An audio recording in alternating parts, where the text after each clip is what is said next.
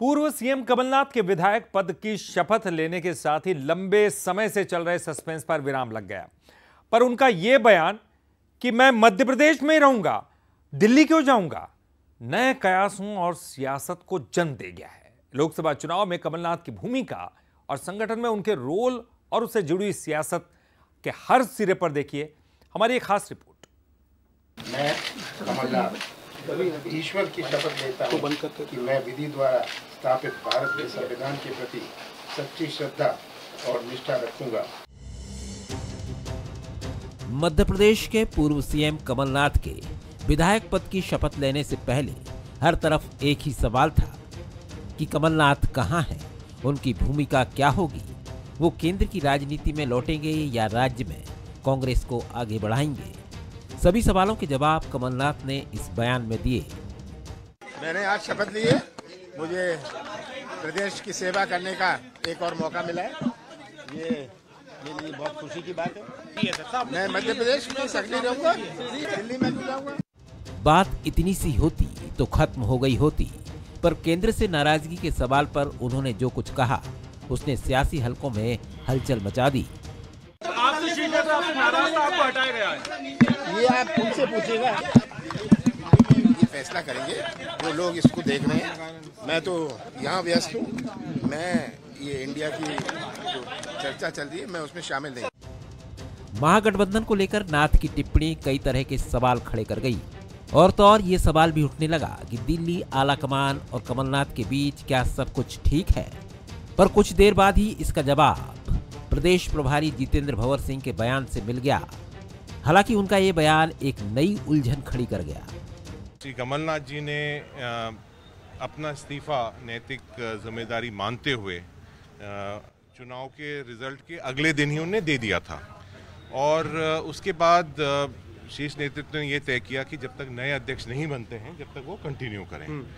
और जो भी कोई इस तरह की कोई बात जो मीडिया द्वारा उठाई जा रही है, किसी ने भी बोला है, वो उसकी पर्सनल ओपिनियन हो सकती है।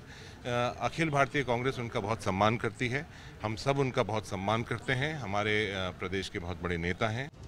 तमाम सवालों के बीच प्रदेश प्रभारी का ये खुलासा कि नतीजों के अगले दिन ही नाथ ने इस्तीफा दे दिया था, कई और कयासों को जन्म दे गया। नाथ की भूमिका को लेकर उलझन बढ़ती दिखी तो बीजेपी ने भी उलझन की डोर खींच दी। कौन मना कर रहा है भाई, कौन उनको कह रहा है, हम तो नहीं कह रहे। आराम करें भोपाल के अंदर, भोपाल का मौसम तो बहुत अच्छा है और भोपाल के अंदर तो देश भर के लोग आकर के रहना चाहते हैं, तो भोपाल एक अच्छा रहने का स्थान है। कमलनाथ जी आराम करें, अच्छे से करें, हमारी शुभकामनाएं उनको। 40 साल से ज्यादा के राजनीतिक करियर वाले कमलनाथ के कद के मुताबिक अब वो किस भूमिका में नजर आएंगे, लोकसभा चुनाव में उनका क्या रोल होगा, ये सवाल तो केंद्रीय नेतृत्व के जहन में भी होगा और इसका जवाब प्रदेश कांग्रेस के संतुलन और भविष्य को भी तय करेगा। ब्यूरो रिपोर्ट, हंसन न्यूज। विधानसभा में मिली हार के बाद कांग्रेस अब लोकसभा चुनाव पर फोकस कर रही है। तैयारियों में जुटी कांग्रेस फरवरी में उम्मीदवारों के नाम का ऐलान कर सकती है। कांग्रेस जिताऊ प्रत्याशियों के सहारे 24 का चक्रव्यूह भेदना चाहती है। 23 के विधानसभा चुनाव की लड़ाई हार चुकी कांग्रेस अब 24 के महासंग्राम की तैयारियों में जुट चुकी है। नए पीसीसी चीफ जीतू पटवारी लगातार बैठकें कर रहे हैं। लोकसभा चुनाव को लेकर कांग्रेस नई ताकत और ऊर्जा से खड़ी होने की कोशिश कर रही है। लोकसभा चुनाव जीतने के लिए कांग्रेस फरवरी में उम्मीदवारों के नाम का ऐलान कर सकती है। कांग्रेस जिताऊ प्रत्याशियों को मैदान में उतारने की तैयारी कर रही है। कांग्रेस ने लोकसभा चुनाव का आगाज कर दिया है और मध्य प्रदेश के सारे महत्वपूर्ण व्यक्ति जिनका राजनीतिक अनुभव है और साथ में नौजवान पीढ़ी, वो सबका मिश्रण करके जो समिति बनी है, आज बहुत सारी बातें हुई और ये निकल के आया कि बहुत जल्दी लोकसभा के प्रत्याशी डिक्लेयर कर दिए जाएंगे। कि आज जरूरत है कि हम पुनः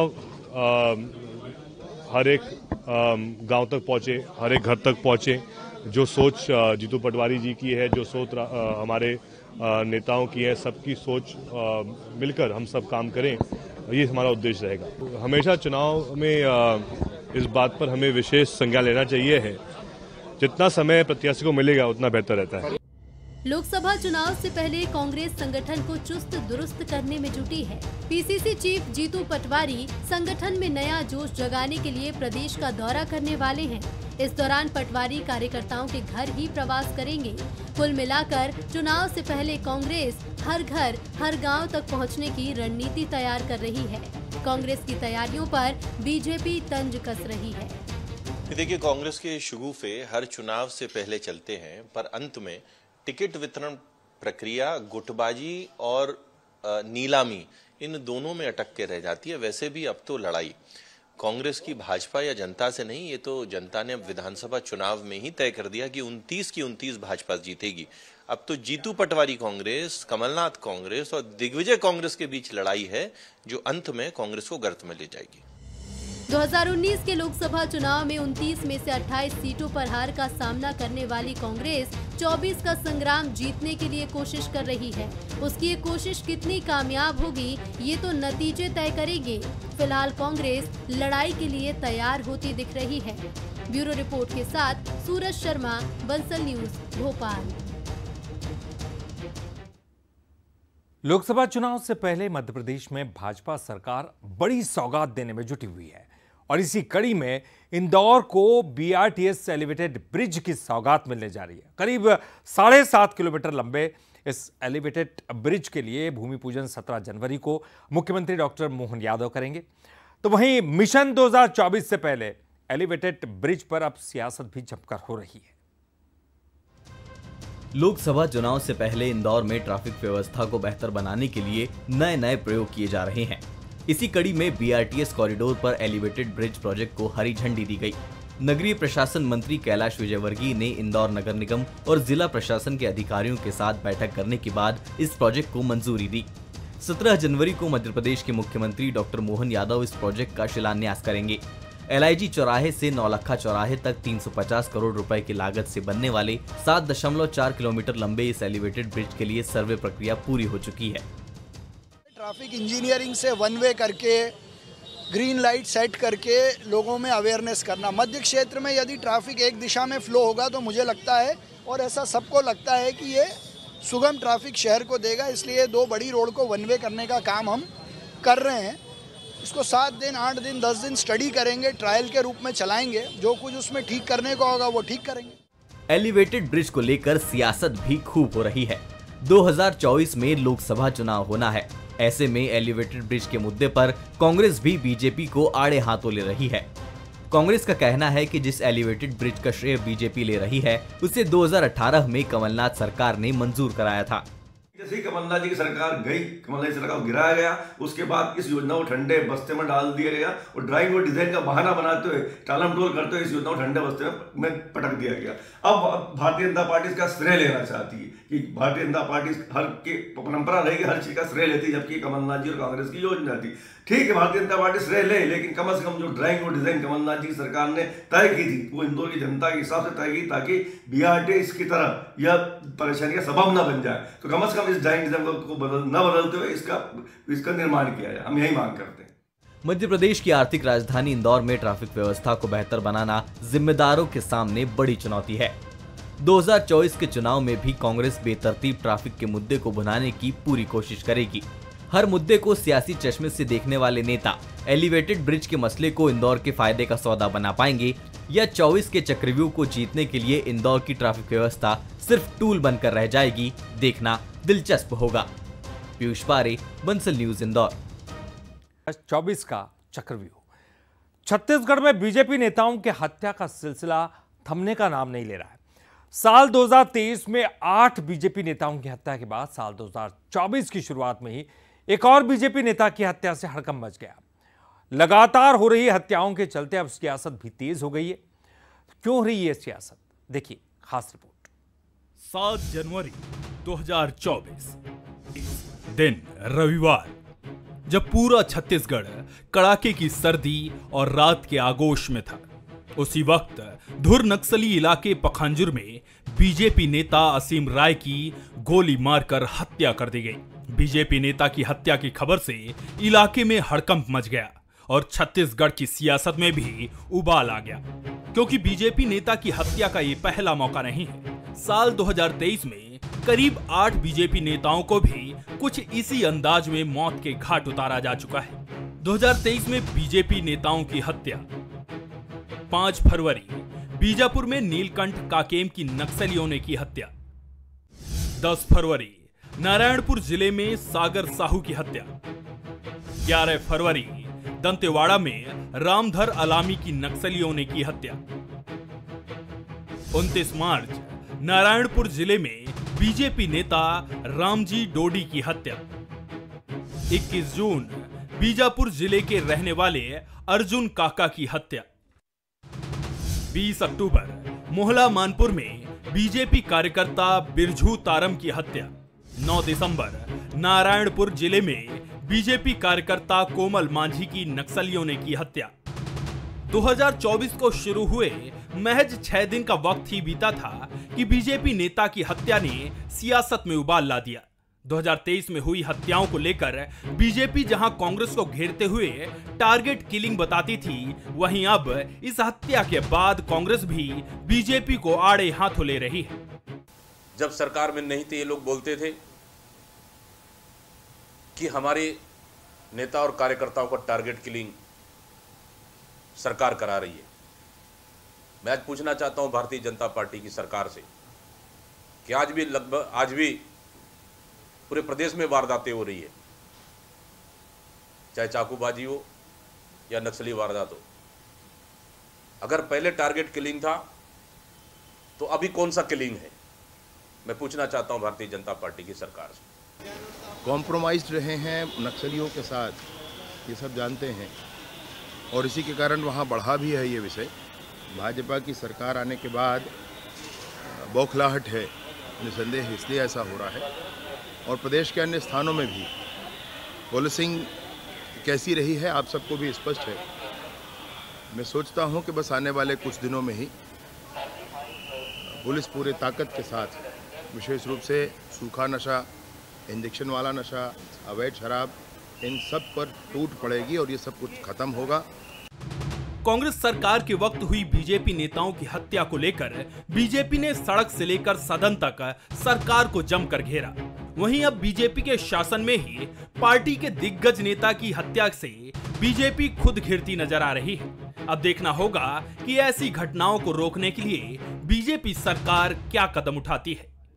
कुलेश्वर पांडे, बंसल न्यूज, रायपुर। छत्तीसगढ़ के राजनीतिक गलियारों में एक बार फिर से महादेव ऐप का जिन्न चिराग से निकल चुका है और खासकर महादेव सट्टा ऐप के मामले में एआई ने जो चार्जशीट दायर की है ईडी ने, उसके बाद से तो कांग्रेस और बीजेपी में घमासान मच गया है। क्यों मचा ये सियासी घमासान, आइए इस खास रिपोर्ट में आपको दिखाते हैं।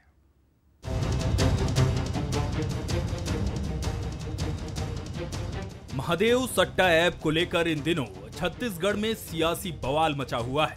छत्तीसगढ़, झारखंड के साथ ही कई राज्यों में ईडी लगातार दबिश दे रही है, लेकिन ईडी की नई चार्जशीट में पूर्व सीएम भूपेश बघेल का नाम आने से छत्तीसगढ़ की सियासत में भूचाल आ गया है। आरोपी असीम दास से पूछताछ में कई खुलासे। विधानसभा चुनाव में भूपेश बघेल तक पहुंचाए 508 करोड़। दुबई से शुभम सोनी ने कराया नकदी का इंतजाम। दास के फोन से मिले वॉइस मैसेज भी बने आधार। सट्टा ऐप मामले में आरोपी शुभम सोनी भी शामिल। घोटाले में अनिल अग्रवाल, रोहित गुलाटी का भी नाम। देखिए, इन्वेस्टिगेशन के दौरान जैसे जैसे सब जो हमको एविडेंसेस प्राप्त होते जाएंगे तो समन किसी को भी इशू किया जा सकता है, including the x-CM also. ED की चार्जशीट में नाम आने के बाद पूर्व सीएम भूपेश बघेल ने ट्वीट कर कहा कि ये राजनीतिक षड्यंत्र का हिस्सा है। लोकसभा चुनाव को प्रभावित करने उन पर और उनके सहयोगियों पर दबाव डाला जा रहा है। ईडी जांच एजेंसी नहीं, बीजेपी की षड्यंत्रकारी एजेंसी है। ईडी जांच एजेंसी नहीं, अब ईडी भारतीय जनता पार्टी की षड्यंत्रकारी एजेंसी बन चुकी है। जिस असीम दास के बयान के आधार पर आनन फानन में मुख्यमंत्री श्री भूपेश बघेल के खिलाफ में ईडी ने प्रेस नोट जारी किया था, उसी असीम दास ने कोर्ट में अपने उस बयान का खंडन किया था। देखिए क्या है, जब जब चुनाव आता है तो ईडी सक्रिय रहता है। एक तो विधानसभा चुनाव था तो ईडी सक्रिय रहा। अभी लोकसभा चुनाव है, उनको देश में सरकार बनाना है, तो ईडी फिर से कांग्रेस को बदनाम कर सके और कांग्रेस को डरा सके, उनके नेताओं को डरा सके, इसलिए ईडी फिर से सक्रिय हो गई है। वहीं कांग्रेस के आरोपों पर बीजेपी ने भी पलटवार किया है। बीजेपी का कहना है कि ईडी छत्तीसगढ़ में कार्रवाई करे तो गलत, पश्चिम बंगाल में करे तो अलग। ये कांग्रेस की दोहरी मानसिकता क्यों? यानी ईडी की कार्रवाई छत्तीसगढ़ में हो तो गलत, पश्चिम बंगाल में हो तो नेता प्रतिपक्ष तारीफ करे। ये दोहरी मानसिकता कांग्रेस की थी। महादेव सट्टा ऐप को लेकर ईडी की चार्जशीट में 5 नए लोगों के नाम जुड़े हैं और इसमें पूर्व सीएम भूपेश बघेल के नाम का जिक्र होने से सियासत ने नया रुख ले लिया है। सामने अब लोकसभा चुनाव भी है, ऐसे में इस बात की गुंजाइश भी कम है कि यह मामला जल्द शांत होगा। टिकेश वर्मा, बंसल न्यूज, रायपुर। छत्तीसगढ़ में विधानसभा चुनाव के बाद अब लोकसभा चुनाव की तैयारियां शुरू हो चुकी हैं और युवा वोटर्स को साधने का जिम्मा यूथ विंग को सौंपा जा चुका है। फर्स्ट टाइम वोटर के साथ ही 18 से 35 साल के युवा वोटर्स को साधने की कवायद में दोनों ही पार्टियां जुट गई हैं। तो क्या है युवा वोटर्स को साधने का प्लान, इस खास रिपोर्ट में दिखाते हैं। छत्तीसगढ़ विधानसभा चुनाव में मिली बम्पर जीत के बाद अब बीजेपी की नजर 2024 पर है। लोकसभा चुनाव को साधने के लिए बीजेपी अब जुट गई है और इसके लिए युवाओं पर खासा फोकस किया जा रहा है। इसी कड़ी में बीजेपी युवा मोर्चा को संगठन ने कई महत्वपूर्ण जिम्मेदारियां दी हैं। युवाओं को साधने के लिए पूरी योजना भी तैयार हो चुकी है। युवा साधे सब सधे। युवाओं को साधने युवा मोर्चा मंडल सशक्तिकरण अभियान चलाएगा। जिलों में जिला स्तरीय कार्यशाला का आयोजन होगा। नमो ऐप डाउनलोड करवाकर युवाओं को जोड़ा जाएगा। स्कूल, कॉलेज, लाइब्रेरी और खेल मैदानों तक जाएगी पार्टी। युवाओं को ब्रांड एम्बेसडर बनाएगी बीजेपी। 9 मतदाता सम्मेलन के माध्यम से युवाओं को जोड़ेगी। राम मंदिर की प्राण प्रतिष्ठा के दिन गांव में उत्सव की तैयारी करेगा युवा मोर्चा। आने वाले लोकसभा चुनाव में छत्तीसगढ़ की 11 की 11 सीट जीतकर मोदी जी को समर्पित करने का एक बड़ा काम दिया गया है। साथ ही साथ राम काज किए बिना मोहे कहाँ विश्राम, इस बात को चरितार्थ करते हुए युवा मोर्चा के कार्यकर्ता वानर सेना की तरह राम मंदिर के दर्शन के निमंत्रण को लेकर घर घर जा रहे हैं। हर ग्राम अयोध्या बने, हर गांव में जिस दिन राम मंदिर की प्राण प्रतिष्ठा हो उस दिन उत्सव हो, इसका वातावरण बनाने का भी जिम्मा युवा मोर्चा के। युवा को साधने जहां बीजेपी का युवा मोर्चा मैदान में उतर चुका है, तो वहीं बीजेपी के अभियानों पर कांग्रेस तंज कस रही है। कांग्रेस का कहना है कि युवा महंगाई और बेरोजगारी से परेशान है और बीजेपी से सवाल कर रहे हैं। बीजेपी भले ही युवा मोर्चा को मैदान में झोंक दे, लेकिन कुछ नहीं होने वाला। देखिए, युवा तो भारतीय जनता पार्टी से सवाल कर रहे हैं कि मोदी जी ने 2014 में वादा किया था हर साल 2 करोड़ युवाओं को रोजगार देंगे। अभी तक 20 करोड़ युवाओं को रोजगार मिलना था। युवा महंगाई, बेरोजगारी के दंश को झेल रहे हैं। मोदी सरकार कुछ कर नहीं रही है। तो लोकसभा चुनाव में तब की बात युवा मोदी जी से हिसाब करेंगे। तो ऐसे में भाजपाओं को झोंक दे या कुछ कर दे, कोई फर्क नहीं पड़ने वाला है। अकेली बीजेपी ही नहीं, कांग्रेस भी युवाओं को साधने की रणनीति में जुट गई है। पार्टियां जानती हैं कि जिस तरफ युवा का मन झुकेगा, उसी पार्टी का झंडा बुलंद होगा। अब देखना होगा कि किसकी रणनीति कितनी कामयाब होगी और युवा किस पर भरोसा जताएंगे। गौरव शुक्ला, बंसल न्यूज, रायपुर। और चलिए हमारी खास पेशकश 24 का चक्रव्यूह में फिलहाल के लिए इतना ही। बंसल न्यूज पर खबरों का सिलसिला लगातार जारी है।